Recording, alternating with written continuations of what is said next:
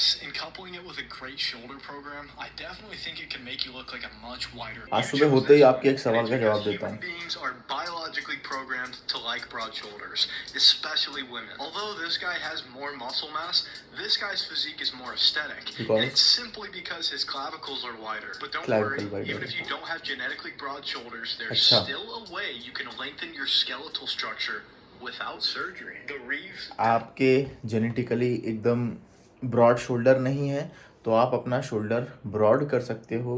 वो डेडलिफ्ट बताई उसने ओल्ड स्कूल बॉडी बिल्डिंग में, रीव्स डेडलिफ्ट करके। ये किसी भाई ने सवाल पूछा था इसलिए मैं एक्सप्लेन कर रहा हूँ, जिससे आपका जो क्लैविकल है उसका साइज बढ़ जाता है और आपके शोल्डर और ब्रॉड दिखने लग जाते हैं। शोल्डर का ब्रॉड दिखना ना दिखना आपके क्लैविकल पर निर्भर करता है, तो वो डेडलिफ्ट करने से ये वाइड हो जाता है अगर आपके छोटे हैं क्लैविकल। तो सबसे पहली चीज तो मैं यहाँ पे एक बताना चाहता हूँ कि आपकी जो क्लैविकल है ये बोन है, ये कोई मसल नहीं है जिसका आप ट्रेनिंग करके साइज बढ़ा सकते हो या फिर जब आप ट्रेनिंग छोड़ते हो तो फिर मसल लॉस हो जाता है। ये हड्डी है, हड्डी का आप साइज बढ़ा घटा नहीं सकते हो। वो नेचुरली बढ़ता है जब हम प्यूबर्टी में रहते हैं, जब हम टीनेजर रहते हैं, क्योंकि ग्रोथ हार्मोन हमारी बॉडी में उस समय बहुत ज़्यादा रिलीज हो रहे होते हैं, जिस वजह से हमारी हड्डियाँ मोटी होती हैं, हड्डियाँ चौड़ी होती हैं। लेकिन क्लैविकल का साइज बढ़ा लेना किसी एक्सरसाइज से इज़ नॉट पॉसिबल। आपके शोल्डर्स ब्रॉड दिख सकते हैं अगर आप अपने शोल्डर पे ज़्यादा मेहनत करो, अगर जेनेटिकली वीक हैं तो, लेकिन आप उन शोल्डर को क्लैविकल का साइज बढ़ा के किसी एक्सरसाइज से नहीं कर सकते हो, क्योंकि ये हड्डी है। हड्डी आप कैसे बढ़ाओगे? ये जो मसल है इसको आप बढ़ा सकते हो जरूर एक्सरसाइज से। एक्सरसाइजेस हड्डियों के लिए नहीं बनी, एक्सरसाइजेस मसल्स के लिए बनी है, ठीक है। तो उस डेडलिफ्ट से आपका नो डाउट आपके ग्लूट्स, आपका लोअर बैक, आपके हैमस्ट्रिंग स्ट्रेन हो जाएंगे, लेकिन आप सोच रहे हो कि वो ब्रॉड पकड़ने से आपका क्लैविकल साइज बड़ा होगा, तो ये गलत है।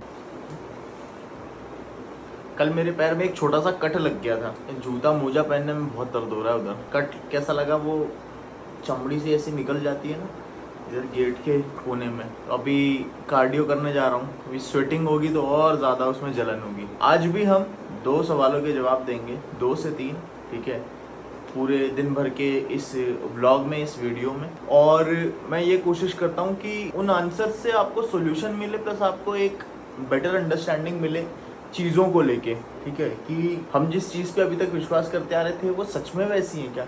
जैसे किसी ने कार्डियो और स्ट्रेंथ ट्रेनिंग का पूछा था। हम हर समय स्ट्रेंथ ट्रेनिंग कर रहे हैं और हम हर समय अगर थोड़े लंबे पीरियड के लिए करते हैं जहाँ हार्ट रेट हमारा ऊपर जाता है तो वो कार्डियो भी बन जाता है। अभी जैसे मैं बैठा हुआ हूँ तो कंटिन्यूसली ट्रेनिंग का मतलब क्या होता है, एक्सरसाइज का मतलब क्या होता है। अब यहाँ पे थोड़ा सा फिजिक्स आ जाएगा, ठीक है, internal torque versus external torque, अंदर से लगाई गई ताकत वर्सेस बाहर से लग रही हमारे ऊपर ताकत। बाहर से हमारे ऊपर ताकत कौन सी लग रही है? Gravitational force. अंदर से हम ताकत क्या लगा रहे हैं? मसल से हम ताकत लगा रहे हैं। अगर ये ग्रेविटी अभी यहाँ होती और मैं अपनी ताकत नहीं लगा रहा होता मसल से, जैसे मेरे लोअर बैक इंगेज है मुझे इस पोजीशन में रखने के लिए, मेरे क्वाड्स इंगेज है, मान लो ये क्वाड्स और लोअर बैक ने गिव अप कर दिया, तो मैं क्या होऊंगा? ऐसे आगे गिर जाऊंगा, ठीक है, क्योंकि ग्रेविटी कंटिन्यूसली पुल कर रही है। तो एक ब्रॉड पर्सपेक्टिव मैं देना चाह रहा हूँ कि ये भी एक्सरसाइज है अपने आप में, कि मैं कंटिन्यूसली इस फोर्स से लड़ रहा हूँ, क्योंकि एक्सरसाइज की डेफिनेशन यही है, internal torque versus external torque, अंदर की ताकत वर्सेस बाहर की ताकत।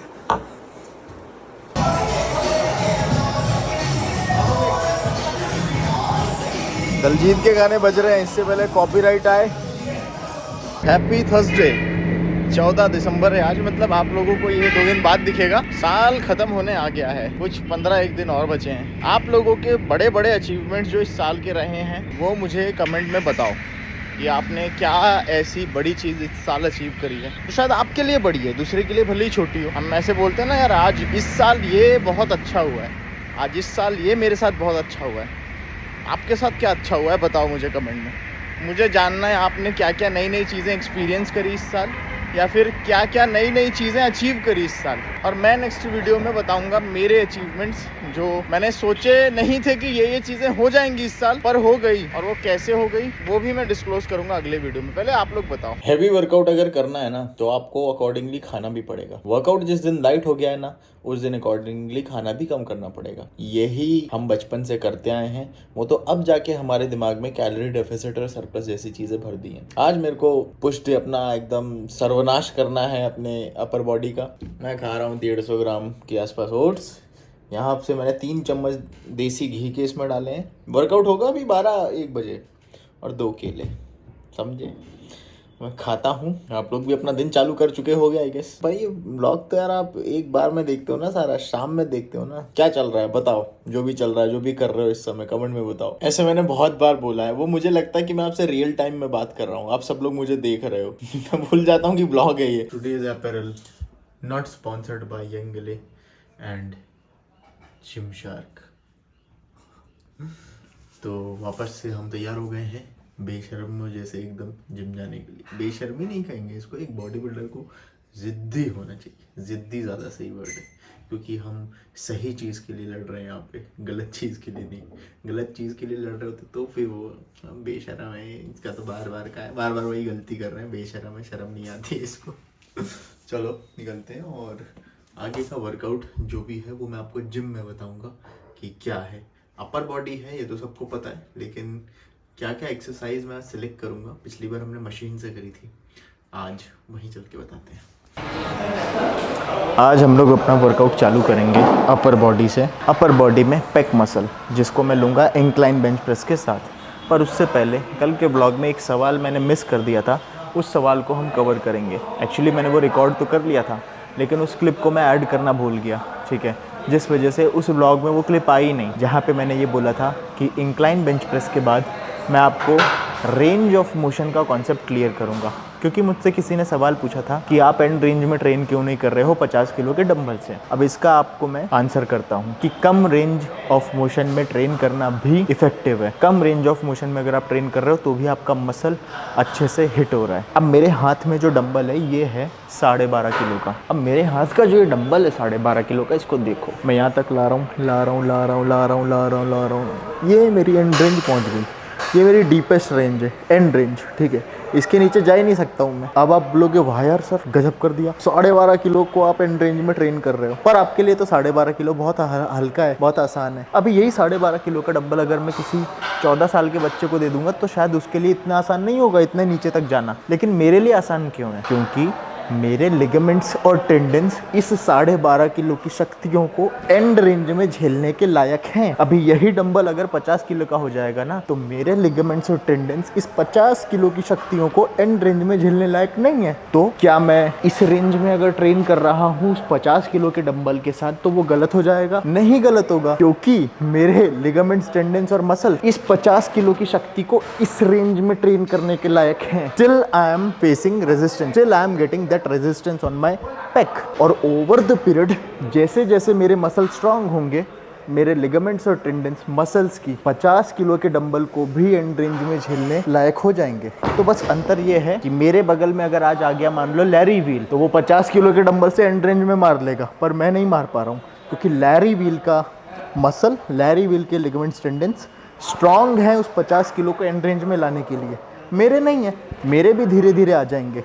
इसलिए कम रेंज में आप ट्रेन करते रहो और धीरे धीरे जैसे मसल स्ट्रांग होंगे आप भी एंड रेंज में जाने लग जाओगे। अब वो 14 साल के बच्चे की बात करते हैं जिसका भी एग्जांपल दिया था, उसके लिए ये 12.5 किलो भी एंड रेंज में लाना बहुत मुश्किल है, क्योंकि उसके मसल्स उतने स्ट्रांग नहीं है। लेकिन धीरे धीरे जब उसके भी मसल स्ट्रांग होने लगेंगे, 12.5 किलो भी वो ले आएगा एंड रेंज में, 15 भी, 17 भी, 20 भी, और ओवर द पीरियड 50। अब मैं जैसे पहुंचने वाला हूँ 50, मैं भी 50 किलो को आने वाले 1-1.5 साल में शायद एंड रेंज में ले आऊँ। पर ये सोच के कि यार ये तो रेंज कम आ रही है, इसको हम 50 किलो का डंबल पे ट्रेन ही नहीं करते हैं क्योंकि उतनी इफेक्टिव ट्रेनिंग नहीं होगी, ये थिंकिंग गलत है। अरे उतना तो ट्रेन करो जितना ला पा रहे हो नीचे, उतना तो आपका मसल स्ट्रांग है ना जितना ला पा रहे हो नीचे।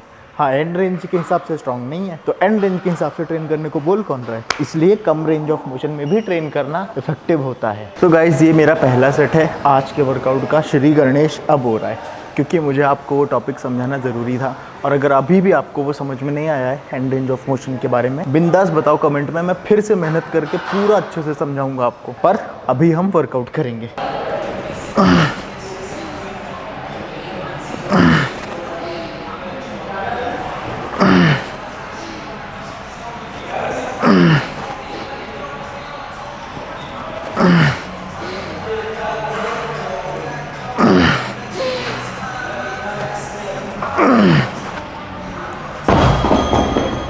दो additional rep with this hand just to fix some imbalances.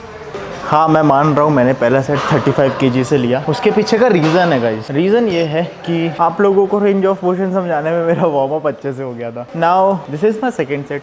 इसके बाद लास्ट सेट लेंगे। सेकंड सेट मेरा 40 किलो से है और लास्ट सेट भी शायद मैं 40 से ही लूँ। I am not damn sure about it कि वेट बढ़ाना है या नहीं, लेकिन इस सेट के बाद कंफर्मेशन के साथ बोल सकता हूँ। चलो स्लो एंड कंट्रोल।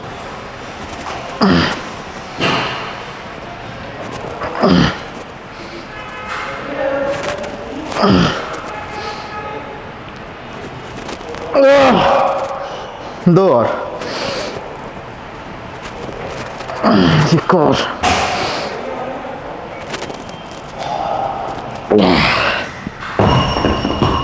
नहीं, इसी वेट से लेंगे एक सेट और।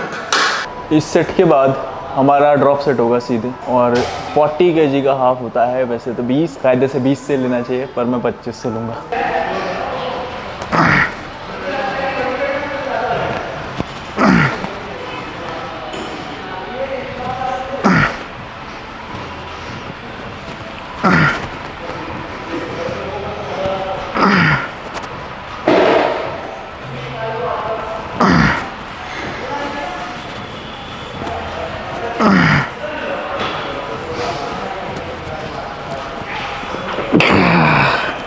एक और आएगी क्या?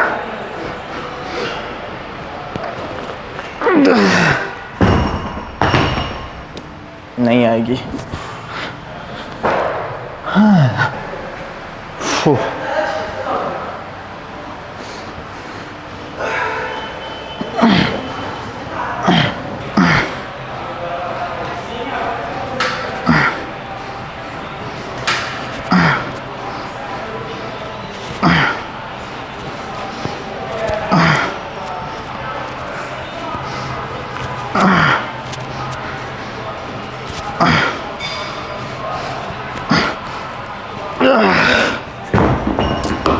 हाँ, एक समय के बाद रेजिस्ट करना बहुत मुश्किल हो जाता है। एक चेस्ट की हो गई। हमने टिल फेलियर तक पुश करने की कोशिश करी। आपने देखा ही होगा आखिरी के रप में क्या हालत हो गई थी। अब बैक की एक्सरसाइज पे जंप करेंगे और जो एक्सरसाइज मैं लेने जा रहा हूँ वो है chin up, weighted chin up. थोड़ा सा और टफ कर दिया, वेटेड चिन अप बोल के। और कोशिश करेंगे क्लीन रेप्स लें। 3 ही सेट लेंगे, जिसमें से 2 मेन सेट रहेंगे और एक ड्रॉप सेट। अब वेट में 20 kg का लूँगा और 5 to 6 चिन अप के आसपास मैं टारगेट कर रहा हूँ। और आप ये मान के चलो जितना आप टारगेट करते हो ना उतना करने की कोशिश करो। ऐसा नहीं करना है कि आपने टारगेट ही बहुत हाई रखा है, हैवी रखा है, बड़ा सा टारगेट रखा है, लेकिन आप दिमाग में 5 से 6 सोच के चल रहे हो ना, तो 5 से 6 ही करो। ज़्यादा आ रही है तो फिर रुक जाओ, वेट इंक्रीज़ करो। अभी मैं 5 से 6 करूँगा। दूसरे सेट में शायद वेट कम करके मैं 8 तक जाऊँ या 9 तक, और तीसरे में AMRAP ड्रॉप सेट में। अरे पता नहीं क्यों प्री वर्कआउट पीने के बाद यहाँ हल्का सा सिर दुख रहा है। कुछ ज़्यादा तो मैंने नहीं पिया, पर आज हो रहा है हल्का हल्का, इसीलिए वर्कआउट में उतना ज़्यादा मैं फोकस्ड रह नहीं पा रहा हूँ। कितने आते हैं? 20 किलो ऐड कर लिया है।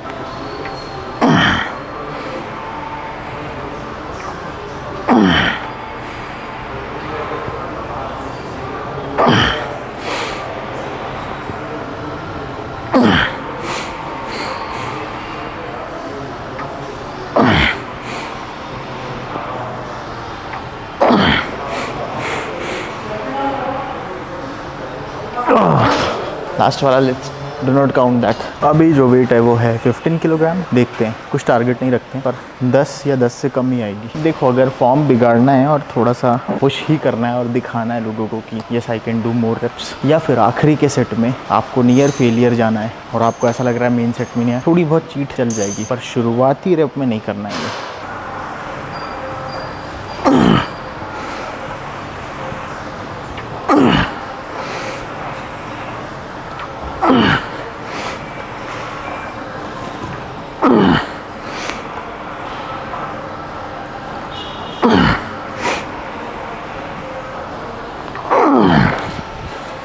Nice.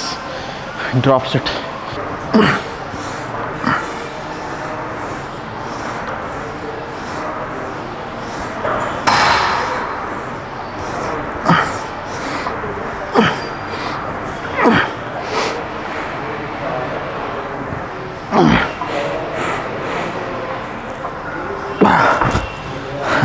आखिरी के 2 मत गिनना।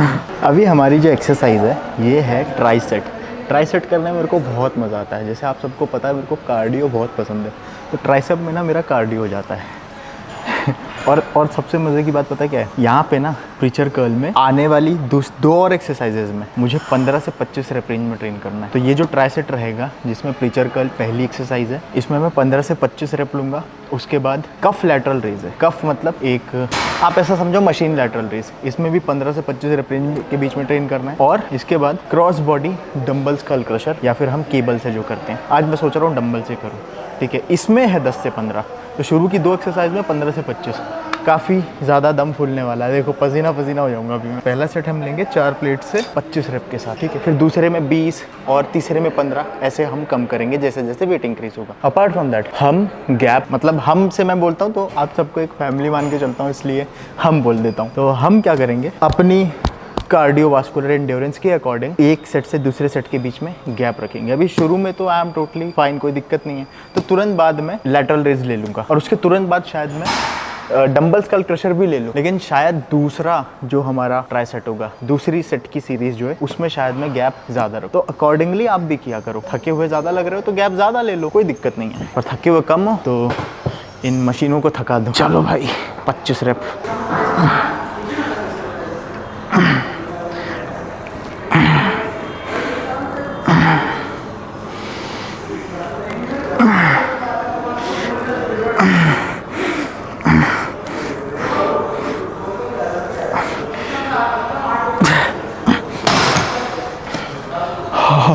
ओ बाप रे बाप, 25।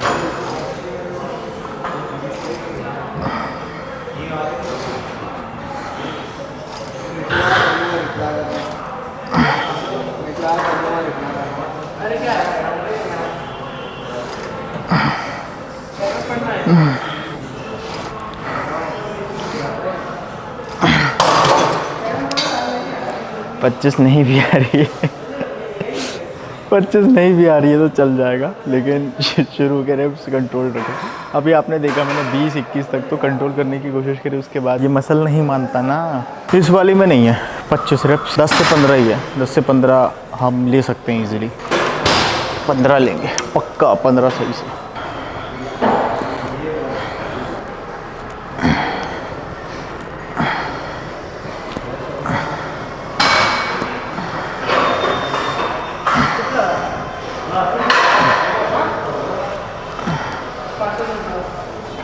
सोलह हो गई।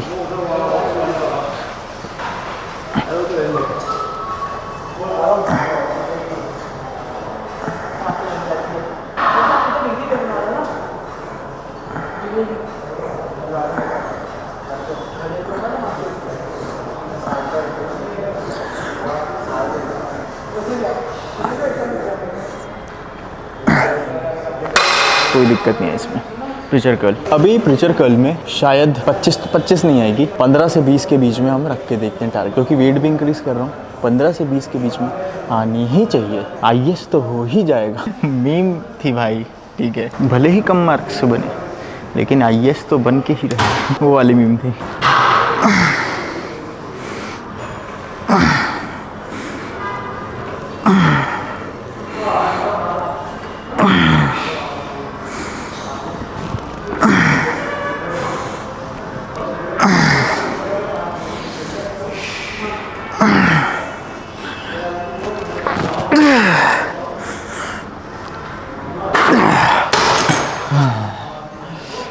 हो गया, हाँ 15 आ गई।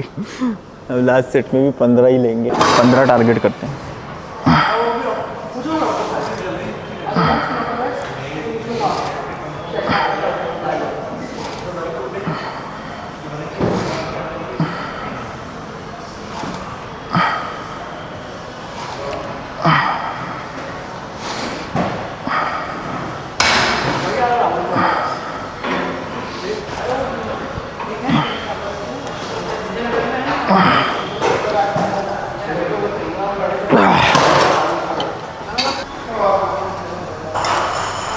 इसमें 10 से 15 थी, 12 टारगेट करते।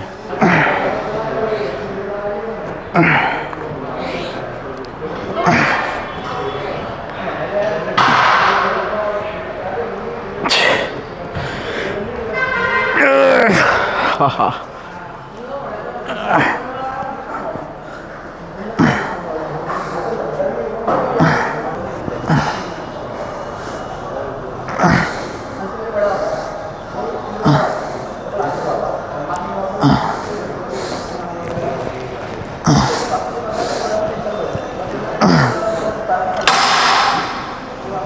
अभी आपको पता है मैं इसको डंबल से भी ले सकता था। बेसिकली मैं डंबल से ही लिख के लाया था, फिर मुझे रियलाइज़ हुआ कि डंबल थोड़ा कंट्रोल से बाहर भाग जाता है। सपोज़ करो मैं लेटा हुआ हूँ, मैं डंबल से कर रहा हूँ, ये जब डंबल ऊपर आता है ना तो हाथ इधर शिफ्ट हो जाता है।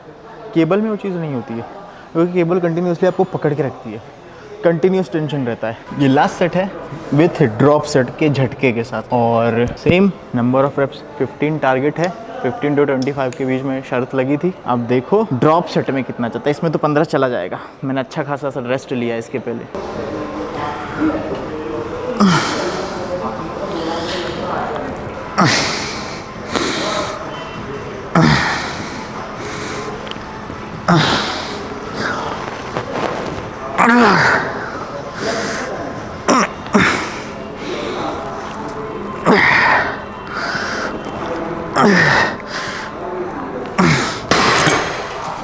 ड्रॉप, हाँ सीधे कर लेंगे 10 किलो।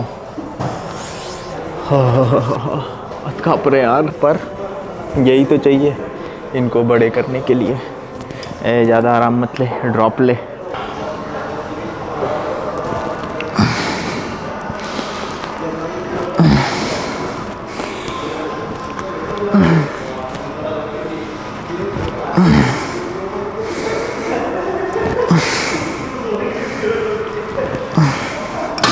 हाँ, एक प्लेट और कम करेंगे।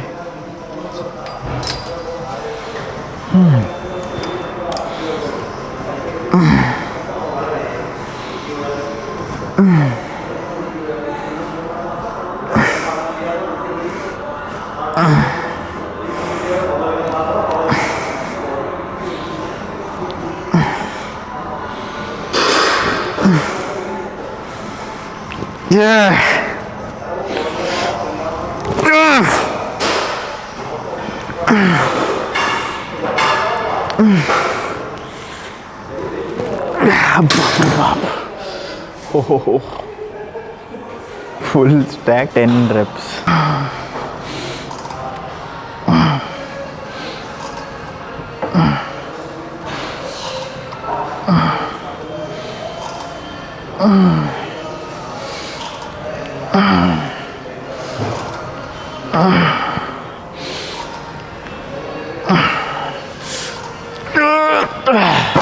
ड्रॉप सेट, ड्रॉप सेट में भी 10 आनी चाहिए या 10 से ज़्यादा।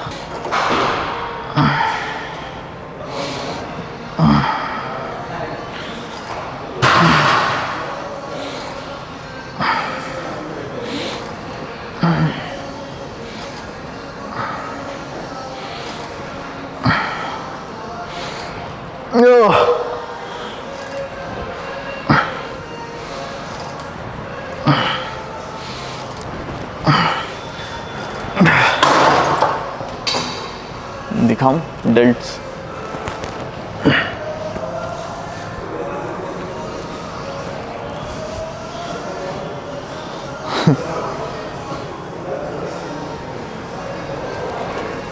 इस तरफ का दिखाऊं? ये देखो,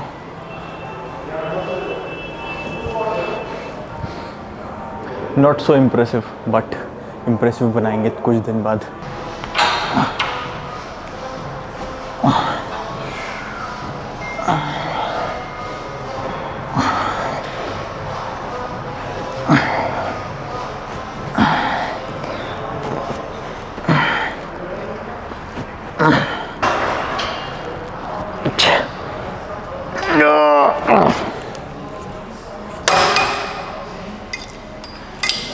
सीधे 10 ड्रॉप सेट।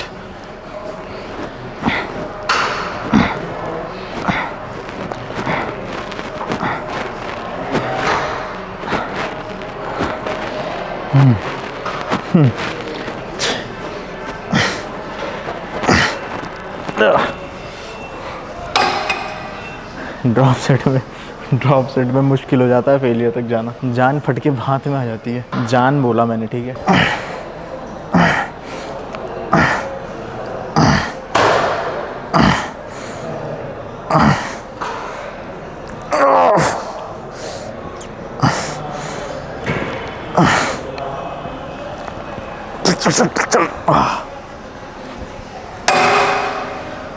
अभी इससे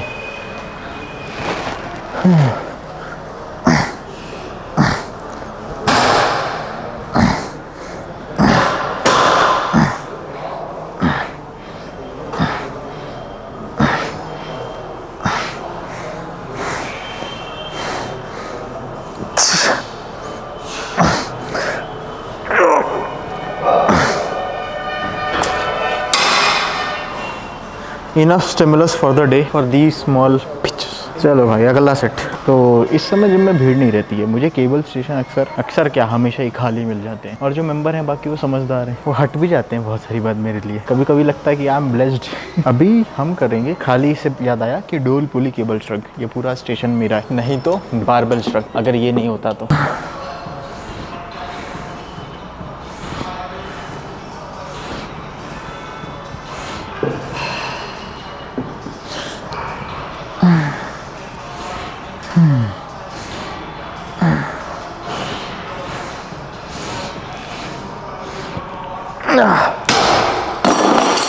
जस्ट चेकिंग द बैटरी। हाँ 25 रेप आए हैं इसमें या 24। अभी 3 एक्सरसाइज का ट्राई सेट है, बताता हूँ। एक तो ये हो गई डोल पुली केबल श्रग, दूसरी है रियर डेल्ट रो जो अब हम करने जा रहे हैं, और तीसरी है plate loaded neck flexion for neck.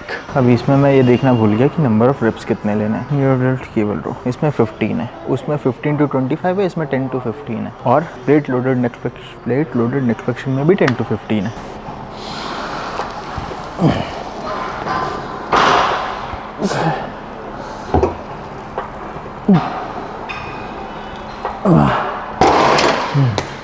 Neck flexion.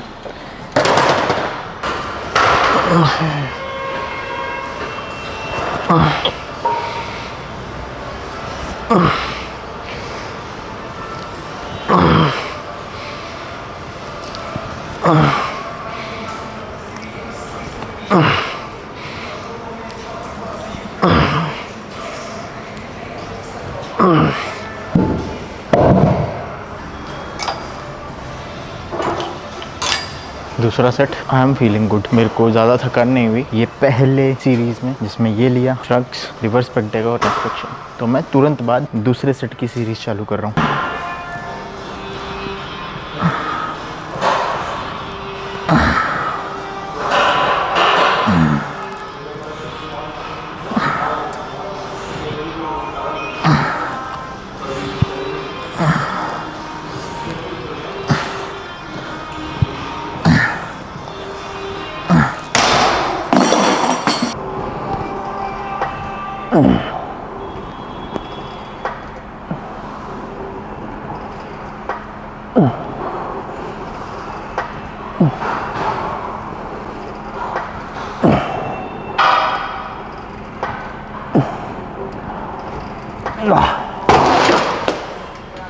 Neck flexion आ जाएगी कि नहीं इधर से, साले।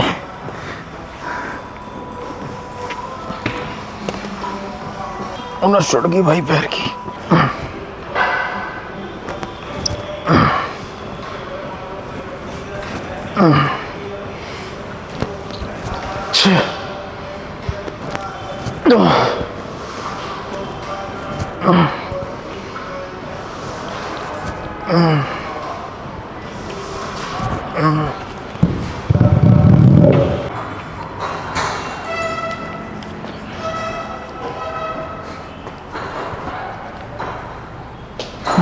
लास्ट सेट है इसका, बहुत ज़्यादा से वेट नहीं इंक्रीज़ करेंगे, एक प्लेट बढ़ाऊंगा। अभी है 70 से 75 कर लूँगा, 75 एज स्लो एज पॉसिबल। आखिरी में चीटिंग होती है तो चल जाएगा उतना, लेकिन शुरू में क्लीन रखेंगे। 15 रेप्स।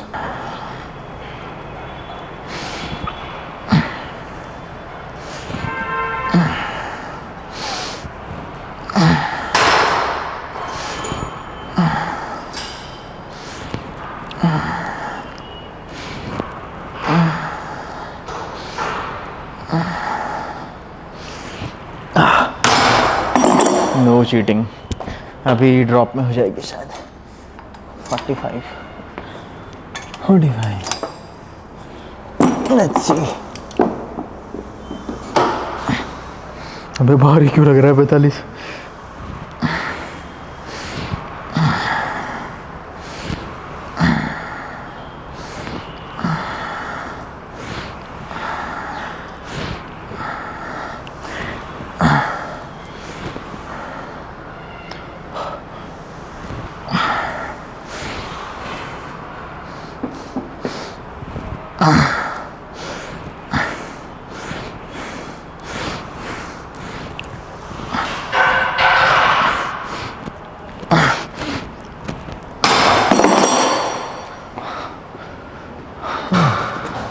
जब तक तोड़ेंगे नहीं तब तक छोड़ेंगे नहीं। लास्ट सेट, लास्ट एक्सरसाइज, नहीं, इसके बाद नेक्स्ट सेक्शन भी है। सेकेंड लास्ट एक्सरसाइज का लास्ट सेट विद ड्रॉप।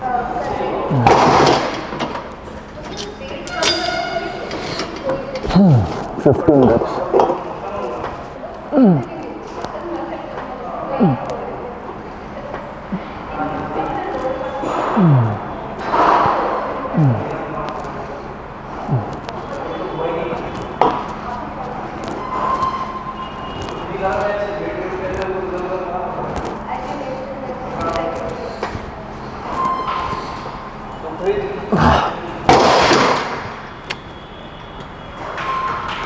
अजीब सा हुआ कुछ नेक में, बट नेक स्ट्रॉन्ग है।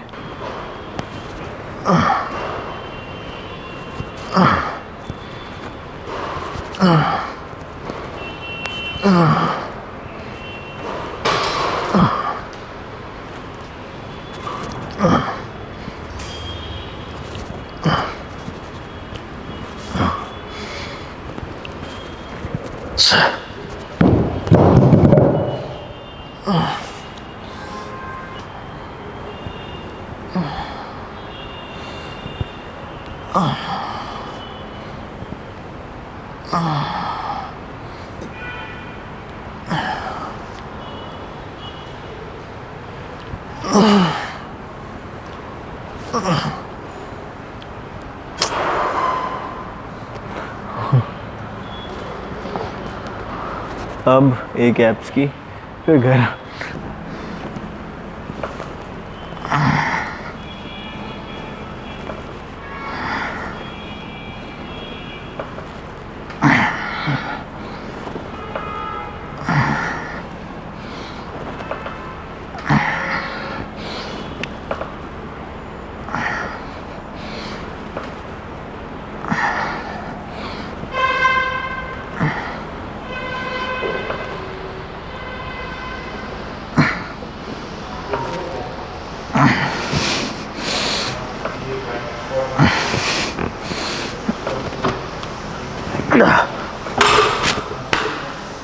Now I can say the last set, आखिरी सेट, आखिरी एक्सरसाइज का। ये समय आते आते ऐसा हो जाता है कि अब कुछ भी दे दो खाने को, बहुत तेज भूख लगी है और इच्छा नहीं होती है ये आखिरी का सेट करने की। इच्छा होती है कोई ऐसा उठाए और घर पे ले जाके रख दे खाने के सामने। खाना, सोना, लिफ्टिंग और काम, जहाँ से पैसा आ रहा है ये सब करने का ही जीवन हो चुका है। आपके जीवन में भी यही सब होना चाहिए।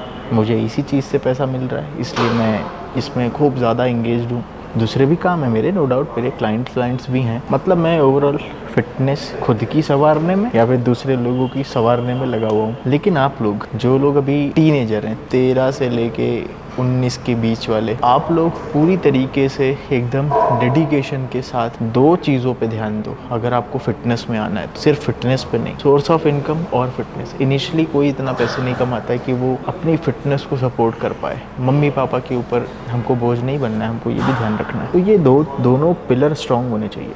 आपका पूरा पैशन होना चाहिए इस चीज़ में, लेकिन एक सोर्स ऑफ इनकम होना चाहिए जो कि फिक्स रहे, जहाँ से इनकम आती रहे। ठीक है, तो आधे समय ये करो, आधे समय उस सोर्स ऑफ इनकम के लिए काम करो। जब आपको ऐसा लगता है कि हाँ now you are enough stable, ठीक है, आपके पास अच्छा खासा पैसा आ गया है, तो फिर उस केस में आप क्या कर सकते हो, पूरी की पूरी तरीके से फुल टाइम इसमें शिफ्ट हो सकते हो। और आपके पास एक स्टेबिलिटी रहेगी, आपके पास एक चीज़ रहेगी कि हाँ मेरे पास पैसा इकट्ठा है, आने वाले 2-3 साल तक मुझे डरने की जरूरत, मैं पूरा दिल लगा के फिटनेस में परस्यू कर सकता हूँ। और फिर इसमें लग जाओ, 2-3 साल बहुत होते हैं उठने के लिए इस चीज़ में। बस ये है कि मम्मी पापा के ऊपर बोझ मत बनो, क्योंकि ये अभी भी हमारे घर वालों के लिए नई चीज़ है फिटनेस। वो नहीं समझेंगे क्या कर रहा है फिटनेस में, कहाँ है पैसा है, इससे बढ़िया इंजीनियरिंग कर ले, इससे बड़ा कुछ बढ़िया कुछ और कर ले। ये चीज़ होती है। उनको फोर्स करोगे तो वो दुखी होंगे, और किसी का दिल दुखा के कभी भी कोई करियर ऑप्शन मत चालू करना। वजन बढ़ाए कि नहीं, इसमें स्टार्ट कर लेते हैं यार अब।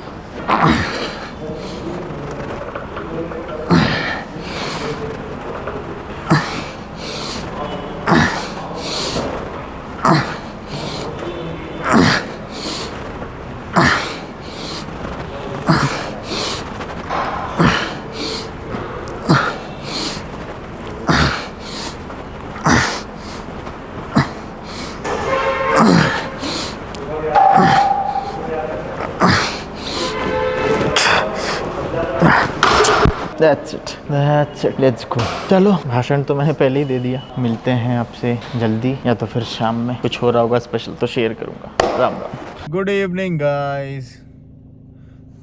ये देखो कितना सुंदर लग रहा है। क्यों मम्मी? यस। कि इससे भी अच्छा देखा है आपने? हाँ, इससे अच्छा देखा। कहाँ पे? अरे यहीं पे देखा। अरे यार, apart from information, apart from knowledge, I have nothing to tell you guys। मैं कहीं घूमता नहीं हूँ, मैं कहीं आता जाता नहीं हूँ, ठीक है। और काफ़ी बेसिक सी लाइफ है, ठीक है। तो आपको दिन भर में बस वर्कआउट, एक्सरसाइज सिलेक्शन, मोबिलिटी, ये सब चीज़ों के बारे में सुनने को मिलेगा। That's it. यही जीवन है और यही हम करेंगे लंबे समय के लिए। Ram Ram, good night. आप लोग भी जिस काम में लगे हुए हो उसको इतनी ही श्रद्धा निष्ठा के साथ करो, बहुत आगे पहुँचोगे। जय श्री राम, गुड नाइट।